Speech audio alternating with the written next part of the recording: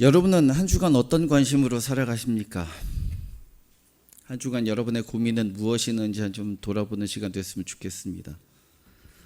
왜냐하면 한 주간 동안 내가 가장 고민했던 것들이 나의 가장 중요한 부분이기 때문에 그렇습니다.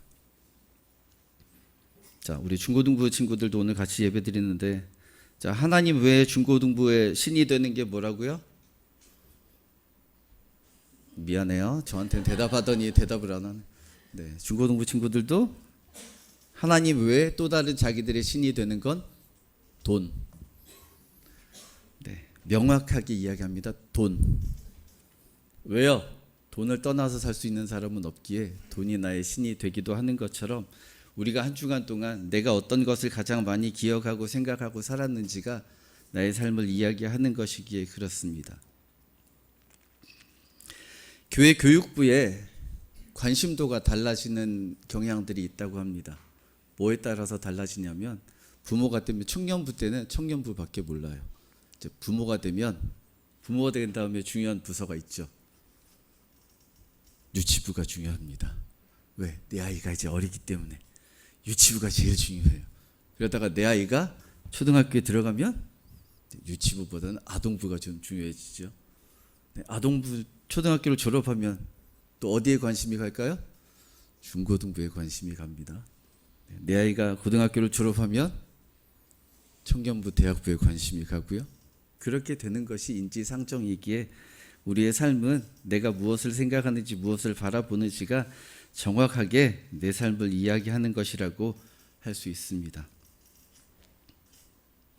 요즘 기후 이상 문제로 인해서 비들이 옛날같이 오지 않죠.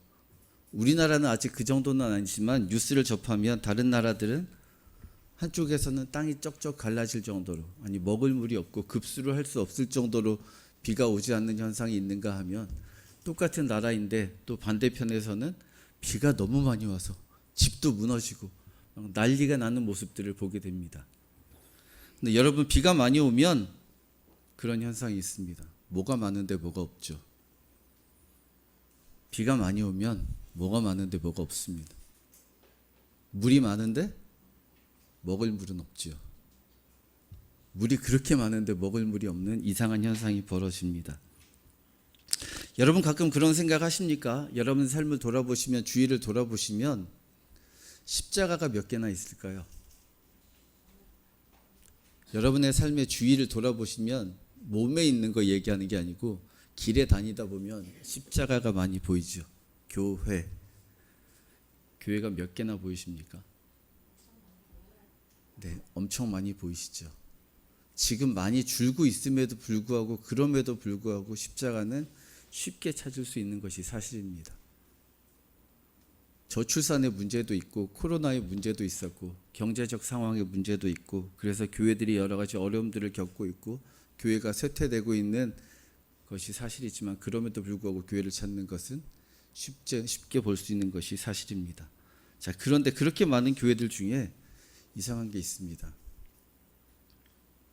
내가 가고 싶은 교회가 잘 없죠. 돌아보면 교회는 너무너무 많은데, 나 저 교회 가고 싶다. 그런 생각 안 해보셨습니까? 저만 그런 생각을 해보나요? 교회는 너무 많은데, 나 저 교회 가고 싶다. 보통은 교회를 갈 때 뭘 보고 가냐면 건물을 보고 가죠. 건물을 보고 갑니다. 제가 아이들이나 청년들한테 늘 이야기하는 게, 좋은 교회는 큰 교회가 좋은 교회가 아니고 내가 여기서 무엇을 배우고 무엇을 만나는지가 중요한 거지, 건물이 크다고 해서 중요한 교회는 아니라고 이야기함에도 불구하고, 그럼에도 불구하고 우리는 딱 보면, 길에 가다 보면 거룩한 빛 광성교회 한번 가볼까? 가다가 지하에 있는 작은, 잘 보이지는 않는데 간판으로만 지하에 교회가 있구나, 이런 교회 가볼까? 어느 쪽에 마음이 드시나요? 저만 거룩한 빛 광성교회겠죠? 네, 저만 그럴 거예요. 저만 죄인이라서. 네, 그게 우리의 삶인 것이 사실이고 현실입니다. 교회는 세상에 그렇게 많은데 내가 갈 교회가, 내가 다닐 교회가 왜 그렇게 없는 것일까요? 내가 정말 나의 교회다, 하나님의 교회다라고 느끼고 내 삶을 여기에 다 올인할 수 있다고 할 수 있는 교회가 왜 없는 것일까요? 우리는 언젠가부터 교회가 중요하지만 교회가 무엇인지, 교회가 어떤 곳인지 잘 생각하지 않습니다. 여러분, 교회는 어떤 곳일까요? 교회는 어떤 곳일까요? 교회는 두 가지가 있더라고요. 편한 교회와 힘든 교회. 웃으시는 분들은 공감하시는, 무슨 말인지 아시는 거. 편한 교회는 어떤 교회예요? 편한 교회는 예배를 보는 교회. 내가 예배를 드려도 되는 게 아니고 보기만 하면 되고, 아무것도 헌신하지 않고 사역하지 않아도, 봉사하지 않아도 되는 편안한 교회. 힘든 교회는 내가 해야 될 것이 많은 교회가 힘든 교회입니다. 어떤 곳이 진짜 교회지요? 둘 다 교회지요. 중요한 건 힘드냐 힘들지 않냐가 중요한 거지, 그게 진리의 문제는 아니에요. 하나님이 힘드신 게 아니고 내가 힘든 거지. 어느 교회도 교회는 교회예요. 근데 중요한 건 왜 힘든 교회와 힘들지 않은 교회가 있냐면 기준이 다라는 거죠. 기준이 다. 내가 편하냐, 내가 편하지 않냐.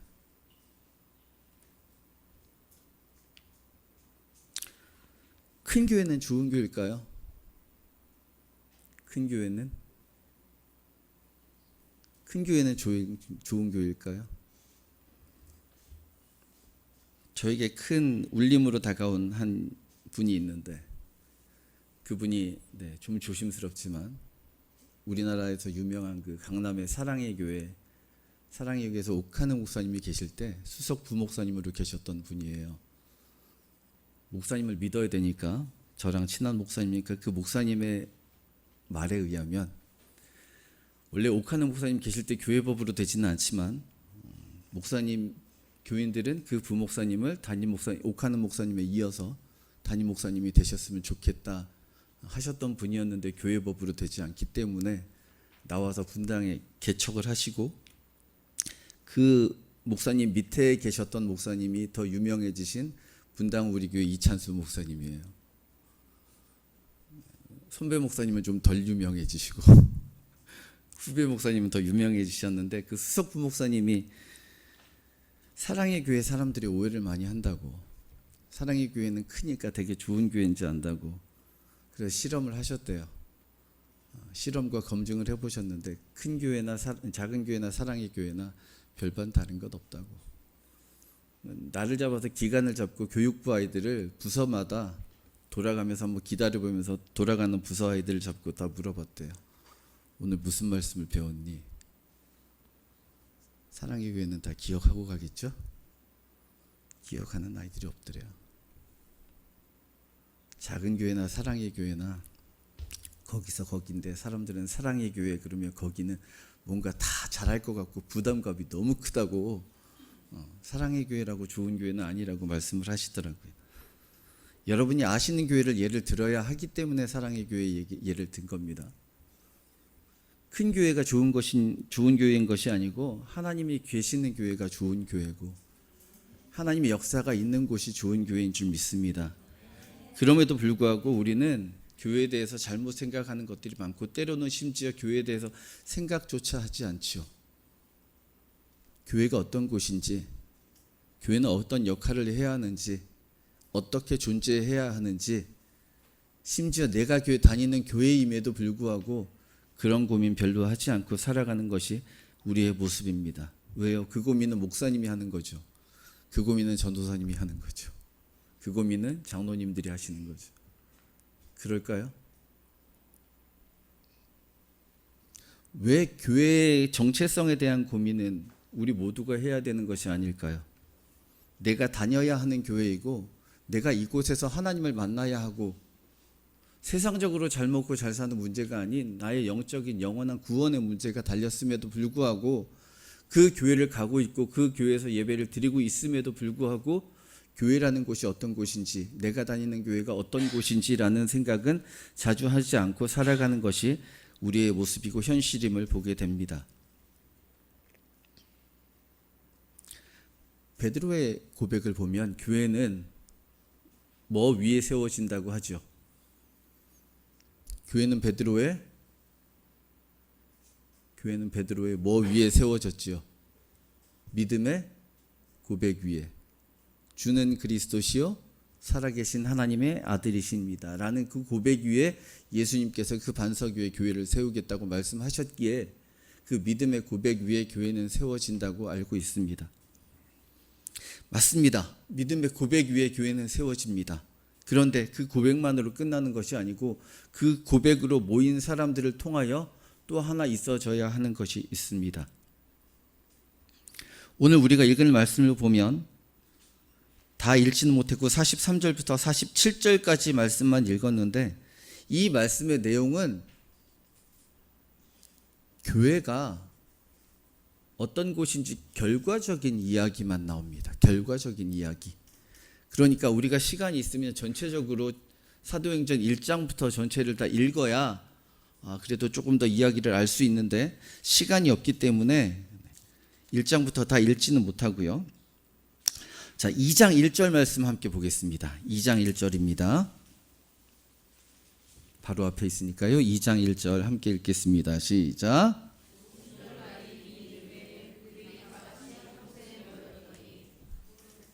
네, 오순절 날이 이름에. 오순절이 무슨 날입니까?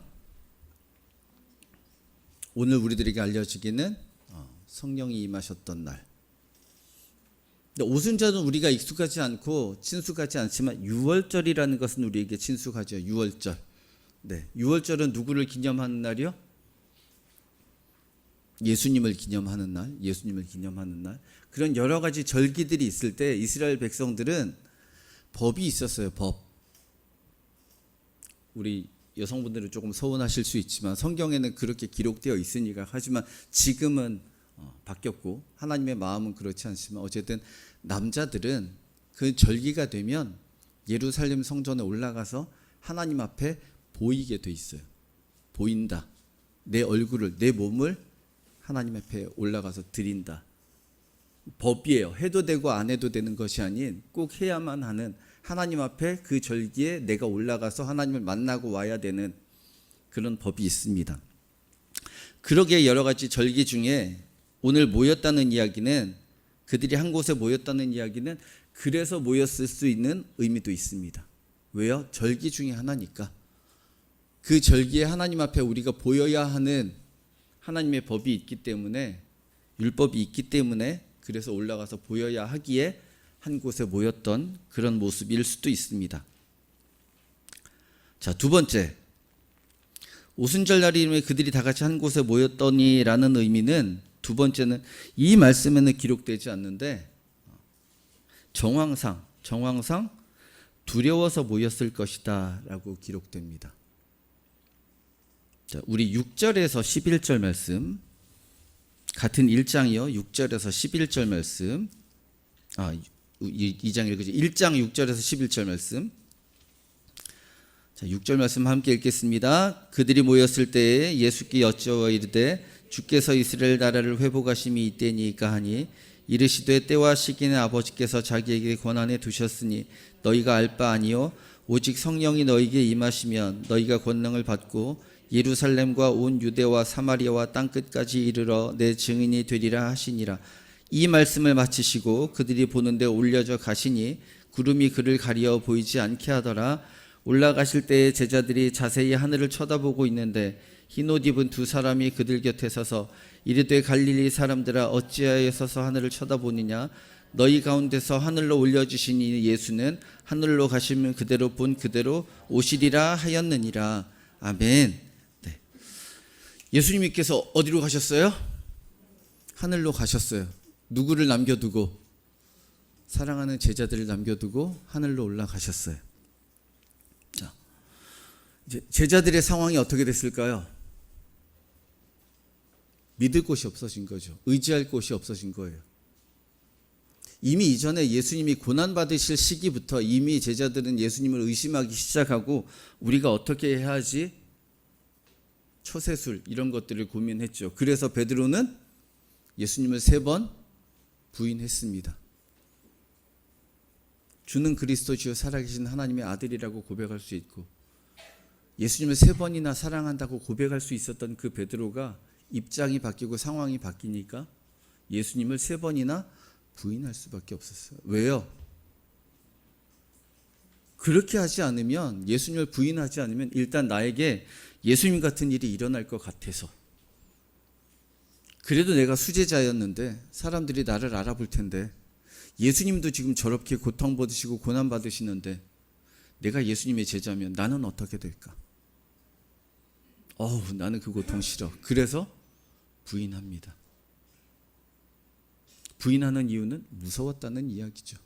나도 저 고통을 받을까 봐, 같은 십자가에 나도 형을 받을까 봐 무서웠던 거죠. 그러니까 사랑했던 예수님이지만, 나의 스승인 예수님이지만 부인할 수밖에 없었던 모습입니다. 베드로조차도 그랬는데, 그 예수님이 고난받으시고 죽으시는 모습이 아니고 부활을 하셔서 좋았는데 이제는 또 우리를 버려두시고 하늘로 올라가세요. 눈앞에서. 우리는 이제 어떡하지? 큰일 났다가 예수님이 부활하셔서 역시 능력의 예수님이야, 역시 우리는 예수님을 의지하고 살아야 돼, 그러고 예수님을 의지하고 살아가려고 했더니 예수님이 우리를 두시고 또 하늘로 올라가시면 우리는 또 어떻게 될까요? 예수님은 올라가셨으니까 이제 별 상관없겠지만, 우리는, 이 땅에 남겨진 우리는, 예수님의 제자였던 그들은 예수님과 제자였다는 이유로, 예수님을 따라다녔다는 무리였다는 이유로 또 어떤 손해가 올지도 몰라요. 그러니까 무서워서 한 곳에 모여 있을 수밖에 없었습니다. 사도행전 1장 4절에서 5절은 이렇게 기록합니다.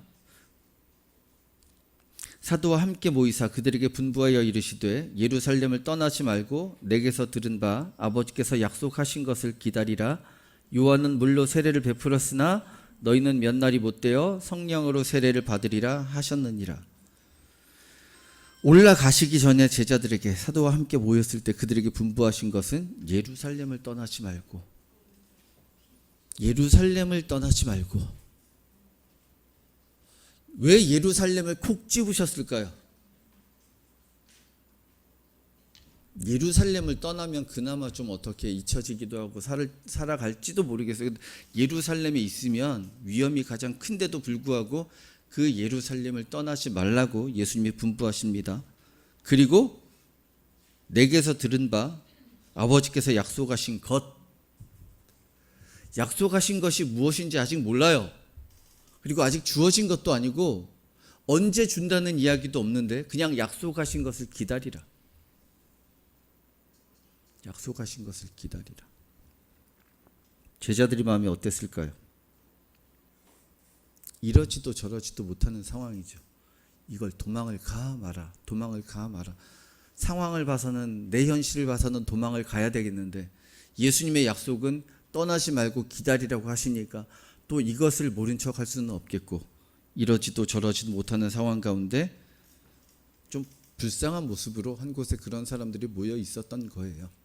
대단히 능력 있는 사람들이 모였던 것도 아니고, 그곳이 대단히 뭔가 권력자들이나 부유한 사람들이나 특권 계층들이 모여있던 곳이 아닌, 정말 무서워서 아무에게도 내 모습을 보이지 못하고 숨어있던 사람들을, 무리를 통하여 교회가 시작되게 됩니다.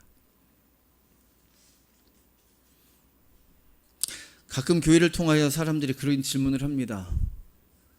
교회는 왜 이렇게 시끄럽냐고요. 교회는 왜 이렇게 문제 있는 사람들이 많냐고요.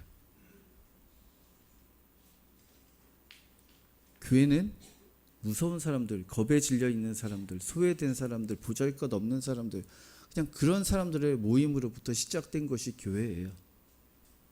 근데 우리가 생각하는 것은 교회는 의인들만 모였다고 생각하고, 교회는 평안하기만 하다고 생각하고, 교회는 잘 되기만 한다고 생각하니까 교회에 왜 이런 사람들이 모여 있지요? 교회는 보잘것없는 사람들의 모임을 통해서 하나님의 역사하심을 일어나고, 그 하나님의 역사하심을 통하여 하나님의 일이 일어나는 곳이 교회입니다. 우리 눈에 보기에는 좀 아닐 수 있지만, 교회가 왜 저런 사람이 있어? 라고 이야기할 수 있을지도 모르지만 그건 우리의 생각이고, 그 사람을 통하여서도 하나님이 어떤 일을 하실지는 아직 모르죠. 하나님이 그 사람을 통해서 무슨 일을 하실지 우리가 어떻게 알겠어요?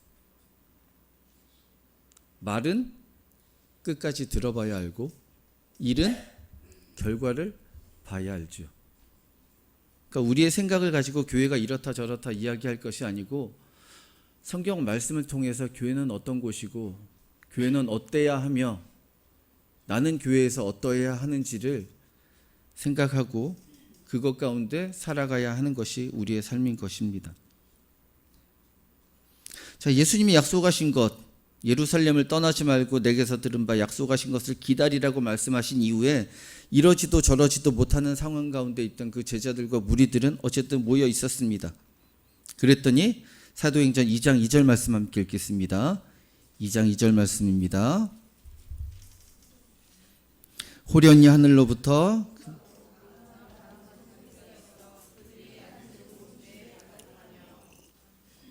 아멘. 드디어 일이 일어났습니다. 이게 뭐가 임하시는 거죠?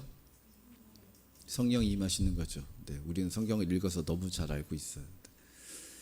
만약에 모른다고 치고 우리는 성경을 모르는 사람이 읽은 게 아니에요. 자, 여러분의 가족 가운데 집에서 그냥 살고 있는데 여러분의 집의 가족들 가운데 이런 일이 일어났어요. 뭐라고 하실래요? 성령이 임하셨다고 하실래요? 우리는 때로는 성경을 너무 알 필요도 있지만 성경을 읽을 때 나는 성경을 모르는 사람이야 라고 생각하고 성경을 볼 필요도 있어요.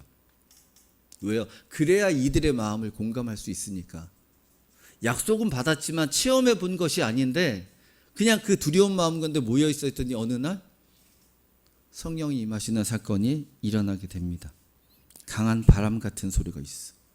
우리는 강한 바람 같은 소리 있으면 무섭지 않을까요? 우리 목요일날 여기서 중보기도 하고 찬양하고 있는데 밖에서는 막 우르르 쾅쾅 막 엄청난 소리가 나던데 저도 살짝 신경 쓰이더라고요. 예배를 드리고 있음에도 불구하고 말씀을 듣고 있으면서도 우르르 쾅쾅 밖에서 도대체 비가 얼마나 오길래 좀 있으면 집에 가야 되는데 비가 얼마나 오는 거야. 그러니까 우르르 쾅쾅만 해도 약간 걱정되는 것이 사람의 솔직한 모습이에요. 그런데 이런 놀라운 일이 일어나고 태풍 같은 일이 일어나는데 그들의 마음이 어땠을까요? 이게 성령이구나. 그랬을까요? 도대체 이건 무슨 상황이야? 이게 뭔 난리야? 이렇게 이야기하지 않았을까요? 그러면서 제정신은 아니었을 것 같습니다. 되게 당황스러운 모습이었을 것 같은데 그 사람들에게 일어나는 일들 가운데 또 조금 더 자세히 기록을 합니다. 자, 3절 4절입니다. 우리 2절까지 읽었는데 3절 4절 함께 읽겠습니다. 마치 불의 혀처럼 갈라지는 것들이 그들에게 보여 각 사람 위에 하나씩 임하여 있더니 그들이 다 성령의 충만함을 받고 성령이 말하게 하심을 따라 다른 언어들로 말하기를 시작하니라. 아멘. 네, 이제는 들리는 것이 아니라 눈으로 보입니다.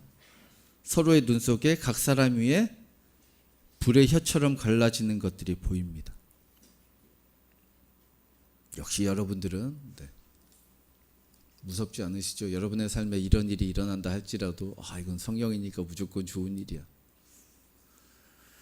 성령을 받았을 때 일어나는 일은 하나 같지 않아요. 동일하지 않아요. 여기는 그렇게 기록되어 있고 이 모였던 사람들 가운데는 이렇게 일어나지만 성령의 역사는 지금도 일어나고 있고 어떻게 일어나는지는 아무도 몰라요. 그러기에 우리가 그것을 바라볼 때 이것은 성령의 일이야 아니면 사단의 일이야 이것을 분간하기가 힘든 것이 모르기에.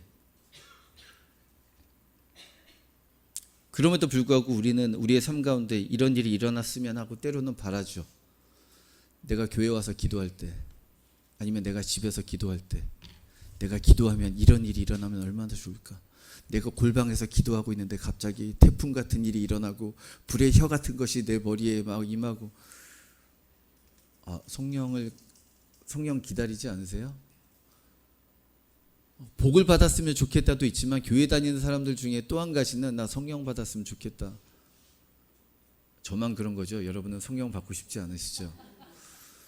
성령 받았으면 좋겠다. 내 삶에 성령이 임하시면 내 삶이 다 회복되고 잘 될 거야. 내 삶에 놀라운 일이 일어날 거야. 내가 성령 받으면 아픈 사람들을 위해서 기도하면 벌떡벌떡 일어날 거야 아마. 나도 성령이 임하면 좋겠다. 생각은 해보시지 않았어요? 네, 아무도 표정에 생각해 보신 분이 없어서 감사합니다. 저는 생각을 많이 해봤는데요. 네. 성령은 모르겠고요. 성령은 모르겠는데 저는 그런 경험은 있더라고요. 제가 직접 기도한 건 아니지만 몸은 떨어져 있는데 친척이라서 급한 일이 있어서 그렇게 하나님이 급하게 응답하셨나 봐요. 제가 군대에 있을 때 사촌 동생이 이번에도 최근에 비슷한 무슨 뉴스가 났던데 학생이 학교 가다가 학교 안에서 차에 치여서 무슨 사건이 있었잖아요. 저희 사촌 동생도 학교 가다가 교수님이 어떻게 뒤에서 아이를 치셔가지고 사고가 났는데 뇌수술 몇 번 하고 사망 판정을 했대요. 근데 아버지가 군대에 있는 저를 뭘 보시고 전화를 하셔가지고 네가 기도 좀 해봤으면 좋겠다. 제가요? 몸에 자유도 없는데 교회도 마음대로 못 가는데요. 그래도 군종이게 수요일 날은 잠깐 교회를 갈 수 있어서 마침 그 다음 날이 교회 가는 날이라서 교회 가서 이제 찬양한 곡, 특송한 곡하고 이런저런 일이 있다고 기도 좀 같이 해주세요. 그러고 기도를 했어요. 그리고 제가 무슨 마음으로 왔을까요? 그럼 난 기도했으니까 됐지. 뭐 내가 할 일은 다 했지. 그러고 완전히 믿었을까요? 그리고 돌아와서 그 다음 날 전화가 왔는데 아버지로부터 전화가 왔어요. 무슨 연락이 왔을까요? 살았다. 지금 잘 살아요. 가끔 그 동생을 보면 제가 정말 너무 화가 나는데 너 하나님이 살려주신 것도 모르고 교회를 그렇게 안 다니냐? 너 하나님이 죽을 너를 살려주셨는데 그것도 기도하자마자 기도 딱 한 번 하고 급한 일이니까 하나님께서 그렇게 응답하신 것 같은데 그러니까 우리의 삶에 그런 일이 일어나기를 바라잖아요. 근데 우리가 성령을 받는 목적은 그것 때문에 받는 것이 아니고 하나님의 일을 위해서 성령을 받는 것이기 때문에 교회는 하나님으로부터 시작돼서 하나님으로 인하여 진행되고 하나님으로 인하여 마무리되는 그 어느 것에도 우리의 지식이나 경험이나 그 어떤 것이 들어가는 것이 교회가 아닌 교회는 우리가 보기에 어떠하든 간에 하나님으로부터 시작되고 하나님으로 인해서 굴러가고 하나님으로 인해서 마무리되는 것이 교회입니다. 그냥 두려움으로 떠나지도 못하고 안 떠나지도 못하고 그래서 모였던 그 사람들 가운데 성령의 능력이 임하게 되고 그랬더니 놀라운 일이 일어났던 것처럼 우리가 성령의 능력을 입으려면 첫째는 하나님을 인정하고 왜 하나님을 인정해야 합니까? 하나님을 인정하지 않는 사람이 하나님의 약속을 기다릴 수는 없습니다. 하나님의 약속하신 것을 기다리려면 하나님을 인정하는 믿음이 있어야 합니다. 하나님을 인정하고 둘째로 모이기에 힘써야 우리도 하나님의 약속하신 것을 받을 수 있습니다. 그래야 세상이 뭐라 할지라도 우리 교회는 하나님의 교회가 될 수 있고 십자가 없는 세상에 보이는 그 하나님의 교회 말고요. 가끔 보이는 기레인 그 하나님의 교회 말고 진짜 하나님의 교회 그래야 우리가 하나님의 교회가 될 수 있고 하나님이 칭찬하시는 교회가 될 수 있고 사람들로부터도 칭찬받는 교회가 될 수 있습니다. 우리가 읽었던 오늘 말씀에 보면 마지막에 47절 말씀에 보면 중요한 말이 기록됩니다. 2장 47절에 보면 또 온 백성에게 칭송을 받으니 온 백성에게 칭송을 받으니 교회는 칭송받는 곳입니다. 칭송받아야 합니다. 이런 이야기를 할 때마다 참 조심스러운데 제가 경험한 이야기를 해야 좀 더 자신 있게 이렇게 이야기할 수 있지만 제가 그 시대에 태어나지 않았기 때문에 6.25 시대나 이럴 때 제가 태어나지 않았기 때문에 교회 역사를 보면 과거에 우리가 어려움이 있고 미국이나 여러 나라에서 선교사님들이 들어오셔서 우리나라의 교회 복음을 전하여 주고 이럴 때 그리고 교회가 막 세워지기 시작하고 이럴 때 그때 교회는 절대로 만만하거나 우스운 곳이 아니었죠. 왜요? 일단 의식주를 해결해 주는 곳이고 좋은 교육을 받을 수 있는 곳이고 우리의 삶에 못 보던 것을 볼 수 있는 높은 문화를 체험하고 경험할 수 있는 곳이었기에 과거의 역사 가운데 있는 교회는 절대로 무시당하는 교회가 아니었습니다. 그런데 세월이 좋아지면 줄수록 여러분 교회를 보면서 그런 생각이 드십니까? 교회를 보면서 그런 생각이 드십니까? 분명히 오늘 말씀의 교회는 칭송을 받았다고 돼 있는데 왜 오늘날 많은 교회들은 일에 충신 교회는 아닐 거예요. 아래 충신 교회가 그럴 건데 왜 많은 사람들로부터 칭송이 아니고 비난을 받을까요? 왜 비난을 받을까요? 근데 더 문제는 또 그 사람들이 비난한다고 우리도 기분 나빠하고 우리도 화를 내요. 왜 비난하냐고. 아니 그들이 우리를 향해서 비난해 주는 게 너무 고마운 일인 건데 우리는 비난한다고 단지 화만 내요. 왜요? 관심 없는 사람한테 비난하지 않아요. 정말 관심 없는 사람은 그냥 무시하지 비난하지 않아요. 그래도 무엇인가 내가 교회는 다니지 않더라도 교회라는 곳에 대한 막연한 기대감이 있기 때문에 크리스찬들에게 기대감이 있기 때문에 비난을 하는 건데 비난한다고 왜 비난해? 그럼 교회를 향해서 그냥 무관심이면 좋을까요? 그들은 교회를 향해서 바라는 것이 있어요. 나는 그렇게 살지 못할지라도 교회 다니는 사람들은 이랬으면 좋겠다. 교회는 이랬으면 좋겠다라고 기대하는 것이 있어요. 그것을 하지 못하기에 교회가 칭송받던 교회가 이제는 비난받는 교회가 되었던 거죠. 여러분이 기대하시는 교회는 어떤 교회입니까? 여러분이 기대하시는 교회는 어떤 교회인가요? 오늘 말씀 2장 7절에 보면 사도행전 2장 7절에 보면 이렇게 기록됩니다. 다 놀라 신기하게 여겨 신기하게 이르되 신기하게 여겨 교회를 보고 표현하는 것입니다. 다 신기하게 여겨. 성령을 받은 사람들과 교회를 향해서 보니까 신기하다. 2장 43절에는 사람마다 두려워하는데 교회는 무서운 곳이지요. 두려워. 교회는 무서운 곳이니까 가면 안 돼요. 그렇죠? 여기서 두려워한다는 표현은 만만하지 않다는 거예요. 만만하지 않다. 우습지 않다. 존경할 만하다. 약간은 뭔가 우러를 만하다. 그런 표현으로 두렵지 않다고 되어 있습니다.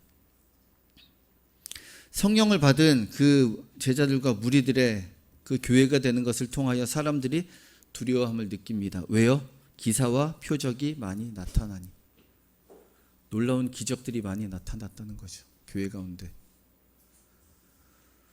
왜 우리 교회는 기적이 나타나지 않을까요? 여러분의 삶에는 기적이 나타나지 않을까요? 가끔 저에게 그런 질문 하시는 분이 있어요. 그래서 오늘도 제가 조심스러워서 그 제 사촌 동생 이야기를 할까 말까 했는데 정말 저는 기도 한 번 하고 쉽게 아이가 살았어요. 제가 의술이 있겠어요? 뭐가 있겠어요? 몸도 떨어져 있는데. 근데 그런 일을 제가 몇 번 겪었어요. 저희 장모님도 사망 선고 받으시고 그러셨고 네가 기도 한번 해봐. 제가요? 얼떨결에 해보라니까 그냥 기도했죠. 네, 살아나세요. 네. 전도사님 기도는 그렇게 쉽게 응답이 되고 빨리빨리 응답이 되고 죽을 사람도 살아나는데 왜 내 기도는 응답이 안 되냐고. 그러니까 제가 뭐라고 답을 해야 될까요? 제가 한 일이 아닌데 기도는 그분도 할 수 있고 저도 할 수 있고 똑같은 건데 결과는 제가 한 게 아닌데 왜 저보고 저한테 그런 일이 일어나냐고 하면 제가 뭐라고 이해해야 될까요? 기사와 표적이 일어나는 전제 조건은 성령의 임하심이에요. 성령의 임하심. 우리 능력으로 하는 게 아니에요. 그러니까 내 삶 가운데 기사와 표적이나 기적이나 놀라운 일들이 응답이 잘 일어나지 않는다 하면 하나님께 문제가 있는 게 아니고 내게 문제가 있는 거죠. 왜? 하나님은 전부를 주시는 분인데 안 주시겠어요? 내게 믿음이 없거나 내가 기다리지 못하거나 떠나지 말고 기다리라. 약속하신 것을 그 약속하신 응답을 기다리지 못하고 있거나 내게 문제가 있는 것이지 하나님이 안 주시는 게 아니에요. 여러분의 삶에도 성령의 충만함이 있어서 먼저 기다림이 있어져서 성령의 충만함이 있고 성령의 충만함을 통해서 하나님이 놀라운 일들이 일어나는 우리 모두의 삶이 됐으면 좋겠습니다. 자, 이제 마무리해야 되는데 조심스러운 이야기가 나옵니다. 교회의 존재 목적은 이러기 위해서 있습니다. 자, 44절부터 46절까지 말씀입니다. 함께 읽겠습니다. 44절부터 46절까지 말씀입니다. 믿는 사람이 다 함께 있어 모든 물건을 서로 통용하고 또 재산과 소유를 팔아 각 사람의 필요를 따라 나누어주며 날마다 마음을 같이하여 성전에 모이기를 힘쓰고 집에서 떡을 떼며 기쁨과 순전한 마음으로 음식을 먹고 하나님을 찬미하며 또 온 백성에게 칭송을 받으니 주께서 구원받는 사람을 날마다 더하게 하시니라. 교회의 목적은 우리가 구원받는 것이 아니고 우리만 구원받는 것이 아니고 날마다 구원받는 자의 수가 더하는 것이 그 중에 나도 있는 것이죠. 내가 구원받는 것이 목적이 아니에요. 모두가 구원받는 것이 목적이고 그것을 위해서 교회가 있는 것인데 그 일을 하기 위해서 44절부터 좀 조심스러운 이야기가 나옵니다. 여러분 44절부터 눈으로 좀 보시면서 마음으로 한번 대답을 해보시면 좋을 것 같습니다. 여러분 이 말씀을 읽으시면서 마음이 어떠세요? 아멘이 되십니까? 아멘이 되십니까? 저는 아멘이 안 되던데요. 여러분 정말 이 말씀에 아멘이 되세요? 믿는 사람이 다 함께 있는 것까지는 아멘이 돼요. 근데 자, 모든 물건을 서로 통용하고 여러분 삶에 그렇게 살고 계십니까? 옆집하고라도 내 물건을 다 서로 공유하면 사세요? 옆집은 좀 그러니까 우리 교회 안에 성도들끼리는 내 물건 네 물건 없이 서로 이렇게 같이 사세요? 근데 어떻게 아멘이 되십니까? 우리는 그렇게 살기가 힘든데도 불구하고 성경에 성령을 받았던 사람들의 모습은 성령 받은 후에 이렇게 됐대요. 모든 물건을 서로 통용했대요. 그러니까 내 것이라고 한 것이 아니고 다 내어놨다는 것이죠. 이거를 악용하는 사람들이 이걸 가지고 공산주의라고 하잖아요. 공산주의. 다 내놓아라. 아름다운 세상으로 살아가자. 부족한 사람이 없도록. 이게 공산주의잖아요. 그래놓고 앞에서 끄는 사람들은 다 자기가 가지는. 아멘이 되기 힘들고 쉽지는 않지만 어쨌든 성령 받은 사람들은 물건을 서로 통용했대요. 여기까지도 아멘이라고 쳐요. 혹시라도 안 되지만 여기까지라도 어떻게 힘들게라도 아멘이라고 치는데 자 45절은 정말 힘듭니다. 재산과 소유를 팔아 각 사람의 필요를 따라 나눠주며. 여러분 그렇게 사시지요? 웃으시는 분은 격하게 웃으시면 격하게 공감하시는 거. 네, 그렇게 사십니까? 사람이 가장 귀한 게 돈이고 재산인데요. 이거는 자식하고도 싸움을 해야 되는 문제인데 때론 이걸 누굴 줘요? 여러분 만약에 제가 지금 얼마가 필요해요. 그렇다고 지금 여러분한테 제가 말씀을 드리면 여러분 주시겠습니까? 쉽지 않은 문제잖아요. 제가 청년사역 하다가 딱 한 번 그런 이야기를 들어봤는데 본인 말로 ING라고는 하더라고요. 아직 마침표는 아니라 그래서 그냥 되든 안 되든 기대감은 있는데 청년 설교를 하면서 이제 목회자들의 삶에 대한 특히 전도사들의 삶에 대한 이야기를 이렇게 하면서 가장 힘든 부분이 집이야. 집이 돈이 얼만데 내 집은 꿈도 꾸지 않아. 뭐 이렇게 이야기를 하는데 딱 한 아이가 전도사님 제가 집을 사드릴게요. 얼마나 기뻤는지 몰라요. 집 사준다는 아이 처음 만나봤어요. 그 아이가 얼마 전에 만나자 그래서 만났는데 전도사님 뜸을 들이길래 왜? 그랬더니 제가요 왜? 신대원을 갔어요. 헉 집이 날아갔네? 그랬더니 날아간 건 아니에요. 아직 ING예요. 아직 신대원을 갔다고 해서 제가 목회의 길을 끝까지 갈지는 모르겠다고. 그냥 그런 빈말 한마디 해주는 청년만 있어도 너무 좋더라고요. 전도사님 제가 집을 사드릴게요. 어려운 부분을 공감할 줄 알고 도우려고 하는 그 마음. 그러기에 재산과 소유를 팔아서 누구를 나눠준다는 건 정말 쉽지 않습니다. 내 삶을 살기도 바쁜데요. 내가 누구를 챙겨요? 그런데 이런 사람들이 그러니까 할 수 있었던 일이 날마다 마음을 같이하여 성전에 모일 수 있었다는 거죠. 마음을 같이하여. 여러분, 마음을 같이하는 우리가 됐으면 좋겠습니다. 성전에 모이는 것이 중요한 것이 아니고 마음을 같이하는 것. 결혼할 때 부부들이 착각하는 것이 마주보죠. 마주보고 살아간다고 생각하잖아요. 마주보니까 싸우잖아요. 근데 정말 부부가 같이 해야 되는 건 같은 곳을 바라보고 가야 하는 것. 이것도 중요하지만 같은 곳을 바라보고 가야 하는 것. 인생의 목표도 그렇고 한 하나님을 같이 섬기고 살아가야 하는 것. 같은 곳을 보고 살아가는 게 중요할 텐데 각자 다른 마음으로 교회에 모이는 것 말고 우리 한 하나님을 믿는 믿음으로 마음을 같이 해서 성전에 모이기를 힘쓰고 약속하신 것을 기다리는 우리가 됐으면 좋겠습니다. 그래서 우리 일회중심교회가 성령님의 충만함으로 날마다 가득한 우리 교회가 됐으면 좋겠습니다. 그래서 일회중심교회가 지역사회 가운데 비난받는 교회가 아니고 칭송받는 교회가 됐으면 좋겠습니다. 그래서 구원받는 자의 수가 날마다 더하는 우리 일회중심교회가 됐으면 좋겠습니다. 그리고 일회중심교회뿐만이 아니고 한국교회도 그렇게 되어서 우리의 정체성을 회복하는 한국교회가 되었으면 좋겠습니다.